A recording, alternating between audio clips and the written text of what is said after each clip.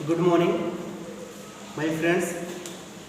आज हम लोग क्लास 11th का चैप्टर 2 पढ़े। चैप्टर 3 त्रिकोणमितीय फलन है, ठीक, जो कि हम 3.1 पढ़ा चुके हैं। आज हम 3.2 पढ़ाने जा रहे हैं, ठीक। तो सबसे पहले जो चैप्टर 3.2 है, हम उसके बेसिक कॉन्सेप्ट को समझ लेते हैं। यदि हम बेसिक कॉन्सेप्ट समझ जाएंगे तो क्वेश्चन को हल करने में बहुत ही कम समय लगेगा। तो आज हम लोग सबसे पहले इसकी बेसिक कॉन्सेप्ट समझ लेते हैं। जितने भी रूल हैं सबको आसानी से बेहतर तरीके से समझ लेंगे। इसके बाद हम क्वेश्चन पे जाएंगे, ठीक है। हो सकता है काफ़ी समय चले ये बेसिक, क्योंकि काफ़ी बढ़िया है, बहुत सारे मैटर है इसमें, तो समझाने में टाइम लगेगा, ठीक है। तो हम क्या करते हैं, सबसे पहले आप सभी को फिर से बताना चाह रहे हैं कि प्रश्नावली 3.2 में जो है आपको ये तो पता होगा, जैसे ये कोण है, ठीक, ये मान लेते हैं थीटा है, ये ए है और ये बी है और ये सी है। अब आपको ये पता होगा लाल बटे कक्का से, लाल बटे कक्का ये पता होगा, ठीक, क्योंकि इसका बहुत ही बड़ा महत्व है इसमें। आप लोग, मुझे पता, हाई स्कूल में पढ़े हो, बहुत लोगों को आ भी रहा होगा, ठीक। जिसको नहीं आ रहा या जिसको आ रहा है इसको फिर से समझ ले, ठीक। अब देखो क्या होता है, यहाँ से क्या होता है, ये आपका क्या है, लंब है, और जो बी है, देखो यहाँ से आप कह सकते हो कि त्रिभुज ए बी सी में क्या किया हमने, कोण बी बराबर 90 अंश हमने मान लिया है। जो है ये 90 अंश हमने मान लिया है, कोण भी 90 अंश है। और यहाँ पे देखो लंब, कर्ण और आधार क्या होता है, तो देखो बाबू, जो कर्ण की बात करें तो जो कर्ण होता है वो क्या होता है, वो जो कोण बना होता है समकोण, उसके मतलब कह सकते हैं उसके एकदम सीधे जो रेखा होती है वही क्या होती है, कर्ण होती है। दूसरा कंडीशन आप बोल सकते हो कि त्रिभुज की सबसे बड़ी, मतलब समकोण त्रिभुज की सबसे बड़ी भुजा को हम कर्ण कहते हैं, ठीक। और इसके बाद आपका है कि ये लंब हो जाएगा, ये आधार होगा। लंब और आधार आपके कोण पर डिपेंड करेगा, ठीक। लंब कौन सा होगा, थीटा के सामने वाली भुजा को हम लंब कहते हैं, त्रिभुज की सबसे बड़ी भुजा को कर्ण कहते हैं, बाकी जो भुजा आपकी बची है वो आधार है, ठीक है। इसके बाद देखो लाल बटे कक्का, लाल का यहाँ से क्या होता है, साइन थीटा होता है, और ये कॉस थीटा होता है, और ये क्या होता है, टेन थीटा होता है, और ये क्या होता है, साइन, ये हो जाएगा कोसेक थीटा, तो ये हो जाएगा सेक थीटा, और ये हो जाएगा कॉट थीटा। कहने का मतलब ये है कि अगर साइन थीटा की बात करेंगे तो हम लिखेंगे कि साइन थीटा इक्वल टू होता है एल अपॉन के, का मतलब होता है लंब बटे कर्ण हम लिखेंगे। के का मतलब कर्ण, यल का मतलब लंब और ए का मतलब आधार। अगर ये भी नहीं आ रहा आपको तो एक और होता है पी ए पी, मतलब पी बी पी, और क्या होता है एच एच बी होता है, मतलब पंडित बद्री प्रसाद हर हर बोले, ठीक। इसका मतलब होता है पंडित बद्री प्रसाद हर हर बोले। फिर यहाँ पे लिख देते हैं SCT, सोना चांदी तोले, मतलब एस से साइन, सी से कॉस, टी से टेन, पी से परपेंडिकुलर मतलब लंब, बी से बेस मतलब आधार, पी से परपेंडिकुलर मतलब लंब, एच से हाइपोटेनिस मतलब कर्ण, फिर हाइपोटेनिस फिर बेस। तो हमें लग रहा है आपको समझ में आ रहा होगा, ठीक। तो इससे भी आप समझ सकते हो। और इसके बाद ये कोसेक हो जाएगा, ये सेक हो जाएगा, और ये कॉट हो जाएगा। ये बेसिक आपका चल रहा है, ठीक। अब जैसे आपसे पूछा जाए साइन थीटा बराबर लंब बटे कर्ण, अब इसी प्रकार से कॉस थीटा बराबर आधार बटे कर्ण, टेन थीटा बराबर लंब बटे आधार, समझ रहे हो ना।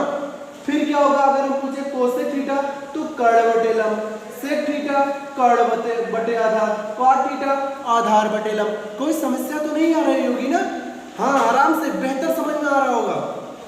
चलो इसके बाद क्या करते हैं, ये समझ यदि आपको पता हो गया, वैसे पता भी है। देखो इसके बाद हम कुछ और फार्मूले, जैसे आपको ये पता है कि sine square theta plus cos square theta equal to होता है आपका 1 होता है, ठीक। Sine square theta plus cos square theta equal to 1 के होता है। अब यहाँ से कई फार्मूले निकल सकते हैं कि अगर हम बात करें कि sine square theta equal to क्या होगा, तो कॉस स्क्वायर उधर चला जाएगा बाबू, तो हो जाएगा ये 1 माइनस कॉस स्क्वायर थीटा हो जाएगा। फिर क्या करेंगे, अगर हमें निकालना हो कि कॉस स्क्वायर थीटा क्या होगा, तो ये क्या होगा बाबू 1 माइनस साइन स्क्वायर थीटा। और भी निकल सकते हैं कि अगर हमें साइन थीटा का निकालना हुआ, जैसे हमें और भी निकालना हो कि साइन थीटा इक्वल टू कितना होगा, तो स्क्वायर को उधर भेजोगे तो इधर रूट में हो जाएगा 1 माइनस कॉस स्क्वायर थीटा, ठीक। इसके बाद अगर यहाँ से हमें कॉस थीटा की वैल्यू निकालनी हुई तो ये हो जाएगा under root 1 minus sine square theta, ठीक। अब हमें लग रहा हो ये आपको समझ में आ रहा है, ठीक है। अब देखते हैं हम थोड़ा सा और आगे चलते हैं इसके। अब आगे ये हो गया साइन का, इसी फॉर्म में चले आते हैं कि जैसे अगर होता है cosec square theta minus cot square theta equal to कितना होता है 1 होता है। अगर हमें बात करें कि हम निकाल लें कि कोसेक स्क्वायर थीटा, तो ये हो जाएगा 1 प्लस कॉट स्क्वायर थीटा। और अगर हम बात करें कि कॉट स्क्वायर थीटा क्या होगा बाबू, ये उधर चला जाएगा, 1 इधर चला जाएगा, तो हो जाएगा कोसेक स्क्वायर थीटा और माइनस 1। इस तरीके से यहाँ से भी फार्मूले निकल गए। इसी प्रकार से यदि इस स्क्वायर को उधर आप भेजते हैं तो अंडर रूट लग जाएगा, ठीक। कॉट का स्क्वायर भी उधर भेजेंगे तो अंडर रूट लग जाएगा। इस तरीके से भी फार्मूले आप निकाल सकते हैं। अब देखो ये हो गया। अब इसके बाद आपको क्या है कि जैसे बात करते हैं कि होता है क्या, सेक स्क्वायर थीटा और minus tan square theta equal to किसके होता है, 1 के होता है। तो यहाँ से हो जाएगा आपका sec square theta equal to 1 plus tan square theta. और अगर हम बात करें कि टेन स्क्वायर थीटा क्या होगा, तो हमने टेन को उधर ले गए, 1 को इधर लाओगे तो सेक स्क्वायर थीटा माइनस 1। ये आपका क्या मिलेगा यहाँ से, टेन स्क्वायर थीटा। देखो हम बता दे रहे हैं आपको, इसको तैयार करना पड़ेगा क्योंकि इसमें आपका यूज है, इसलिए हम इसके बेसिक में मतलब 3.2 के बेसिक में हम ये सब आपको रिवीजन करवा दे रहे हैं क्योंकि ये सब बहुत ही इम्पॉर्टेंट है, ठीक है। अब आगे चलते हैं, हम लोग थोड़ा सा पढ़ते हैं कि जैसे इसको हम मिटा देंगे बाबू।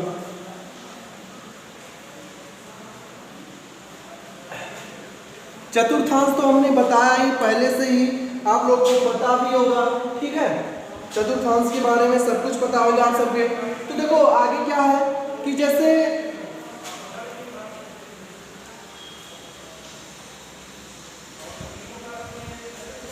ये आपका वृत्त है, ठीक। मान लो ये आपका कुछ भी मान लो, वो मान लिए, और आपका ये मान लो त्रिज्या r है, ठीक। ये मान लो आपकी क्या है, त्रिज्या r है, और यहाँ पे कोण कितना बना रहा है, थीटा बना रहा है।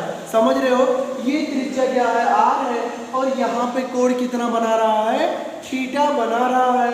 और इसके बाद अगर हम और बात करें थोड़ा सा घुमा के, तो देखो यहाँ से वही बना रहे, ये r है, ये थीटा है, और ये क्या हमने o माना था, मान लीजिए आपका p है, और इसे देखो यहाँ से इसको परपेंडिकुलर इस पे डाल देते हैं, मतलब लंब डाल देते हैं, और ये आपका कितना है, q है। हमने यहाँ पे क्या किया, लंब ड्रा कर दिया, और ये आपका q है। अब यहाँ से थोड़ा सा और ध्यान देते हैं अक्ष के बारे में। अगर हम इसको ऐसे मिला दे रहे हैं तो ये मेरा है x अक्ष, और ऐसे इसको देख लेते हैं, पूरा देख लेते हैं बाबू, तो ये आपका क्या है, y अक्ष है, ठीक है। डैश डैश करके देख लेते हैं। तो ये आपका क्या बन जाएगा, ये आपका वाई अक्ष बन जाएगा।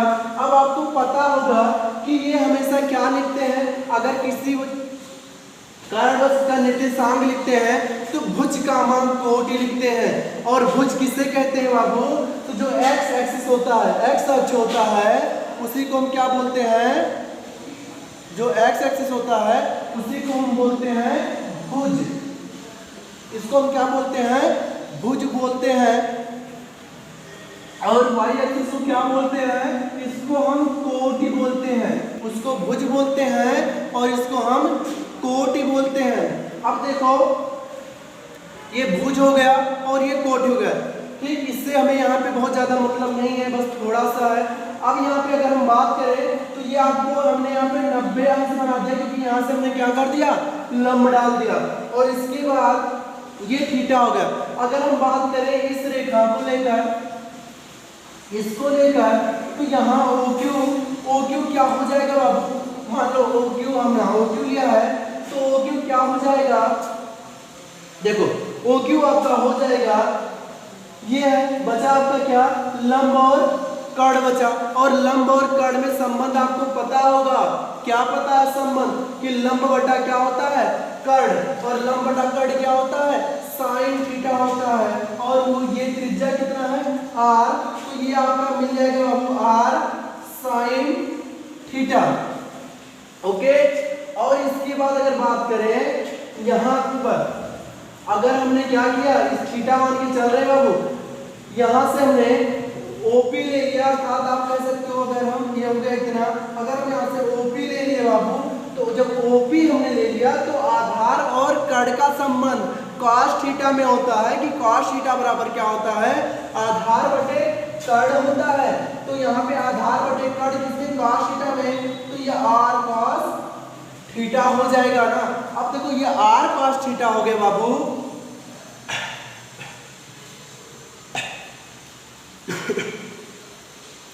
कोई दिक्कत नहीं।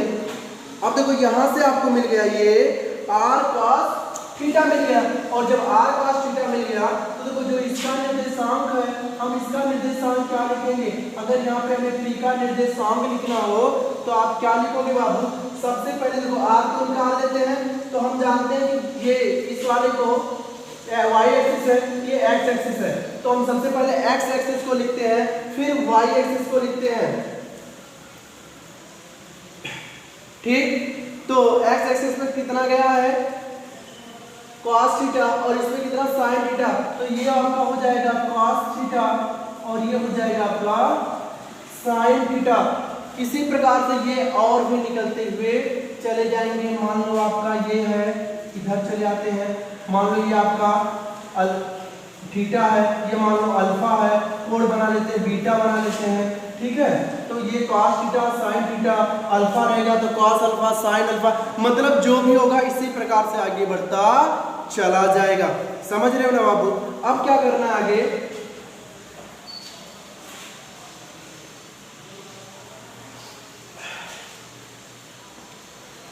देखो हमने ये लिया, ये एक्स एक्सिस पे है और ये वाई एक्सिस पे है, ठीक। अब देखो करना क्या है आपको यहां से, कि हमने मान लिया आपका 0 अंश है, यहाँ पे 0 अंश है, ये कितना है बाबू, π/2 है, ये कितना है पाई है, ये कितना है 3π/2 है, मतलब 270 अंश है। अब देखो यहाँ पे अगर ये 270 अंश है, ये इतना है, तो मान देख लेते हैं ये कितना होता है। यहाँ पे बाबू ये होता है आपका, अगर हम यहाँ पे साइन कॉस की बात करें तो सबसे पहले अगर कॉस की बात करें तो कॉस क्या होता है, यहाँ पे cos 0 अंश का मान कितना होता है, 1 होता है, और sin 0 अंश का मान कितना होता है, 0 होता है। तो यहाँ पे 1 का मान 0 हो जाएगा और यहाँ पे वही हो जाएगा -1 का मान 0। और अगर π/2 पे बात करते हैं तो cos की वैल्यू कितनी होती है, 0 होती है, और ये 1 और यहाँ पे 0 और ये -1 हो जाएगा। समझ में हो आप। तो ये यहाँ से मिल गया। अब हम यहाँ से आने का मतलब हमारा सिर्फ ये था कि अब देखो अगर हम इसको 0 पे बात करें कि cos 0 और sin 0, इक्वल टू क्या मिल जाएगा हमें, क्या मिल जाएगा 1,0। इसका मतलब यहाँ से कि साइन 0 अंश की वैल्यू 1 है और सॉरी cos 0 अंश की वैल्यू क्या है, इसका तो cos 0 अंश की वैल्यू 1 और sin 0 अंश की वैल्यू क्या होगी 0 होगा। उसी प्रकार से अगर हम आगे चले π/2 को ले लें, ये हो जाएगा cos π/2 और ये sin π/2, तो ये आपको मिल जाएगा, कितना मिलेगा बाबू 0,1। मतलब cos जो π/2 होगा वो क्या होगा 0 होगा और sin π/2 जो होगा वो कितना होगा 1 होगा। समझ रहे हो ना। अब हम इसको मिटा दे रहे हैं, आप लिखना चाहो लिख सकते हो, स्क्रीनशॉट भी ले सकते हो। ठीक, अब देखो क्या होगा कि और अगर बात करें इस पे चले आते हैं तो ये हो जाएगा cos π और ये हो जाएगा sin π, तो इसकी जो वैल्यू होगी वो कितना होगा, इसकी जो वैल्यू होगी वो आपको मिल जाएगा कितना है -1,0, अर्थात cos π की जो वैल्यू होती है -1 और जो sin π की वैल्यू होती है वो होती है क्या 0 होती है। आगे चलते हैं cos 3π/2 और sin 3π/2 इक्वल टू कितना बाबू 0, -1। अब यहाँ पे क्या मिल जाएगा आपको कि बात करते हैं कि cos 3π/2 की वैल्यू कितना 0 और sin 3π/2 की जो वैल्यू होगी वो -1 होगी। समझ में आ रहा ना बाबू, समझ में आ रहा होगा। ठीक, और इसके बाद बात करते हैं cos 2π, sin 2π, अगर इसकी वैल्यू बात करें तो 1 कितना हो जाएगा 0 ही तो होगा। तो इसका मतलब cos 2π की जो वैल्यू होगी वो क्या होगा cos 2π की वैल्यू 1 होगी और sin 2π की वैल्यू क्या हो जाएगी 0 होगी। अच्छा, यहाँ से हमें एक चीज समझ में आ रहा होगा कि जो x एक्सिस पे जितने साइन है, जैसे sin 0 अंश का मान sin 90 अंश को सॉरी पाई, फिर 2π, मतलब जितने भी x एक्सिस पे हैं उन सभी पे साइन का मान क्या आ रहा है 0 आ रहा है और cos की वैल्यू क्या हो रही है 1 हो रहा है, -1 हो रहा है, मतलब ये आ रहे हैं। लेकिन अगर बात करें y एक्सिस पे तो y एक्सिस पे क्या होता है cos की वैल्यू क्या आ रहा है 0 आ रहा है, बल्कि sin की वैल्यू 1 या -1 करके आ रहा है। ये समझ में आ रहा होगा हमें। इसका मतलब आप कह सकते हो कि cos कब होगा, यदि कोई भी रियल नंबर, इसको मिटा दे रहे हैं,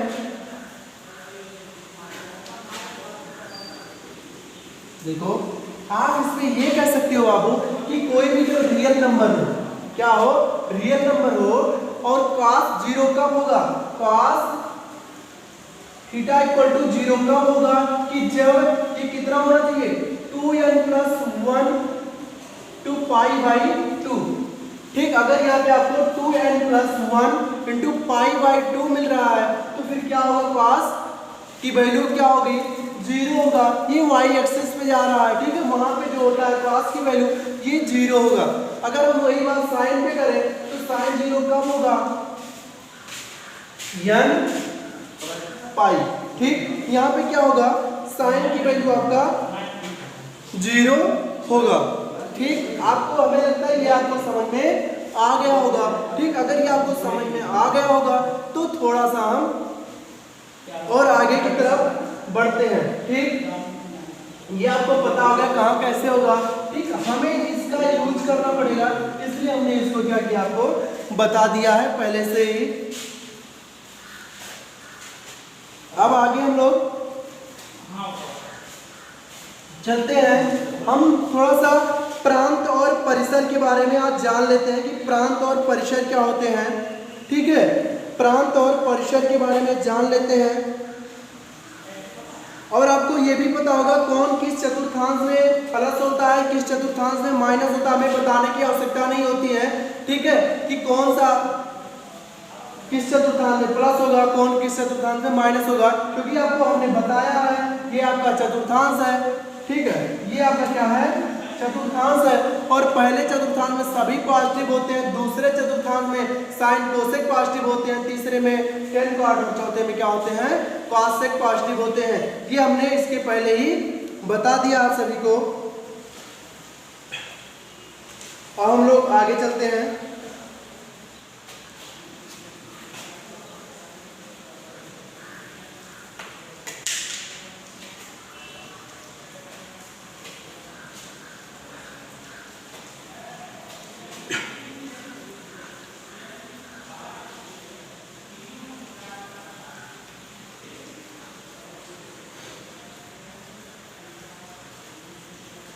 ये आप लोग को ध्यान रहे कि कौन सा क्या किस चतुर्थांश में निगेटिव होगा, किस में पॉजिटिव होगा। ठीक, हम लोग आगे चलते हैं, प्रांत और परिसर के बारे में जानते हैं। ठीक, जैसे मान लेते हैं कि एफ एक्स इक्वल टू क्या दिया है आपका, साइन एक्स दिया गया है, F X equal to sine X दे दिया गया है। तो यहां से हम सबसे पहले परिभाषा के बारे में जान लेते हैं, जो प्रांत होता है। ठीक है, डोमेन इसको इंग्लिश में कहते हैं, उसका परिभाषा जान लेते हैं कि x के उन सभी मानों का समुच्चय, x के उन सभी मानों का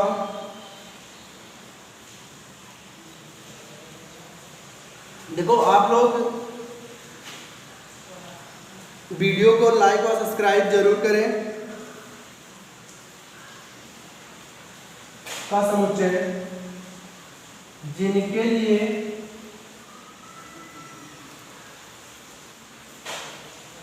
एफ एक्स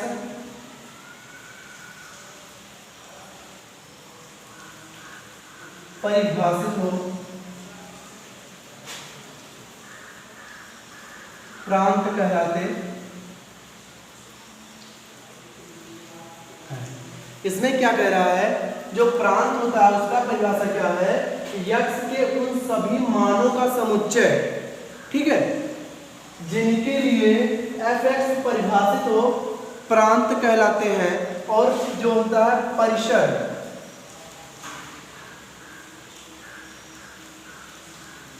परिसर होता है, उसमें क्या होता है कि f(x) के उन सभी मानों का समुच्चय, मतलब f(x) के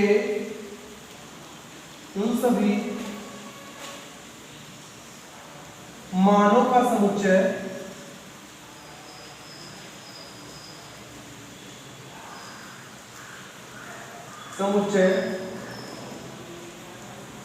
जिनके लिए f(x)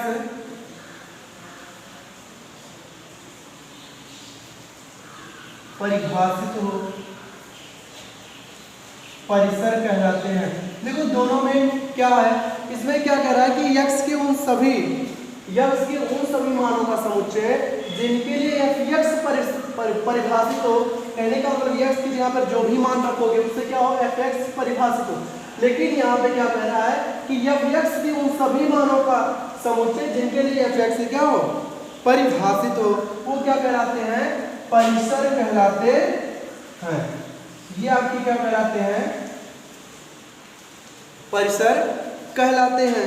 ठीक, अब क्या करते हैं, यहाँ पे प्रांत और परिसर का कुछ मान है, जैसे साइन x का मान कहाँ से कहाँ तक है, cos x का मान कहाँ से कहाँ तक है। ठीक है, हम इसको देख लेते हैं। जैसे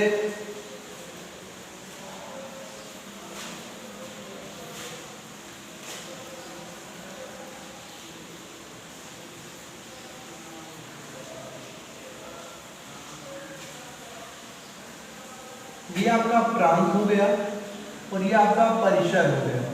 ठीक, इसके बाद देखो यहां से हम लिख देते हैं साइन एक्स, कॉस एक्स,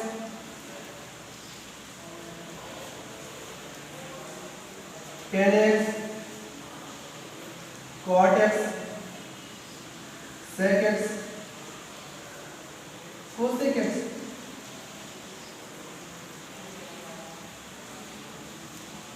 ये हो गया। अब तो प्रांत में क्या लिखेंगे, साइन एक्स मान लीजिए कोई रियल नंबर होगा, ठीक, कोई रियल नंबर होगा और जो इसका परिसर होता है वो देखो साइन एक्स का मान आपको पता है कि -1 होगा, या जैसे एक्स की जगह पर रखोगे कुछ भी तो क्या होगा उसका -1 हो सकता है या उसी के बराबर हो सकता है। और कहाँ तक जाएगा, कितना बड़ा होगा, एक या एक से छोटा होगा। ये इसका होता है कि इससे बड़ा नहीं होता है, अर्थात जिसका मान होता है परिसर होता है वो कहाँ से कहाँ तक होता है, 1 से मतलब -1 से और 1 तक होता है। आपको पता है ना कि साइन 0 अंश का मान 0 होता है, लेकिन साइन 180 अंश का मान क्या होता है, यहाँ से साइन अगर 270 अंश की बात करें तो वहाँ पे -1 होता है, ठीक। तो कहते हैं कि -1 और 1 के बीच में सभी मान होते हैं, ठीक। इसके बाद अगर बात करते हैं cos x का, तो cos x भी वही होता है -1 से, ठीक है, और +1 तक ही होता है, तो ये भी इसका भी यही हो जाएगा। लेकिन अगर बात करें आगे हम tan x का, तो आपको ये पता होगा कि tan x बराबर क्या होता है, sin x cos x होता है। तो यहाँ पे ऐसा क्या हो कि cos x क्या हो, 0 ना हो, cos x 0 ना हो, तो अगर cos x 0 नहीं होगा तो क्या होगा, cos x 0 कब नहीं होता है, आपको पता है कि यदि x एक्सिस पे रहेगा तो cos x 0 नहीं होगा, ठीक है। अर्थात हमें क्या करना होगा, रियल नंबर से किसको घटा देना होगा, ये कब 1 होता है, 2 3 4 कुछ भी कब होता है, कब होता है, जब ये होता है 2n + 1 × π/2। अगर ये रहता है तो cos x की वैल्यू क्या होती है, तो 0 आता है ना, तो हम उसको क्या कर देंगे, इसी से घटा देंगे तो 0 नहीं आएगा, तो ये हो जाएगा 2n + 1 × π/2 को घटा दिए। अब देखो जो मान आएगा वो क्या आएगा, -∞ से इनफाइनाइट। इसका जो मान होता है वो -∞ से इनफाइनाइट तक ही होता है। इसके बाद बात करते हैं जो cot x होता है, तो जब tan x का वही है तो cot x में क्या होगा, cot x में थोड़ा सा ये अंतर होता है कि कब 0, इसी का क्या हो जाता है, cot x में उल्टा हो जाता है, cot x क्या हो जाता है, cos/sin। अब की बार हमें देखना है कि sin 0, तो sin 0 कब होता है, x एक्सिस पे होता है, अर्थात n पाई, यहाँ पे क्या करेंगे, r से क्या कर देंगे, n पाई घटा देंगे और मान तो वही आएगा, -∞ से इनफाइनाइट तक ही होता है इसका मान। इसके बाद sec x होता है 1/cos x, तो cos x में क्या घटाए थे, इतना, तो फिर यहाँ पर भी घटा देंगे 2n + 1 और π/2 को हमने क्या कर दिया, घटा दिया। और ये क्या हो जाएगा, इसकी जो वैल्यू होगी कहाँ से कहाँ तक होगी, इसकी दो वैल्यू हो सकती है, एक -∞ से क्या हो सकती है, -1 हो सकती है, ठीक। इसकी वैल्यू -∞ से 1 हो सकती है या 1 से इनफाइनाइट हो सकती है, ठीक। उसी प्रकार से इसमें क्या होगा, कोसेक x का होता है 1/sin x, इसको क्या कर सकते हैं, r माइनस क्या कर दें, n पाई कर दें, और ये वैल्यू सेम ही इसकी होगी, ठीक। तो ये आपका प्रांत और परिसर में हो गया, कौन प्रांत है कौन परिसर है, ठीक। तो यहां तक आप तैयार करना, इसके बाद हम अगले वीडियो में आपसे मिलेंगे, ठीक। और ये तैयार कर लेना, इसके बाद आगे पढ़ाएंगे, फिर इसके बाद हम क्वेश्चन पर चलते हैं, ठीक। और आप लोग वीडियो को लाइक और सब्सक्राइब जरूर कर दें, जिससे कि हमारा जो जैसे ही हम वीडियो डालें आप तक सबसे पहले पहुंच सके। इसके लिए आप बेल आइकन को क्लिक कर दीजिएगा। धन्यवाद।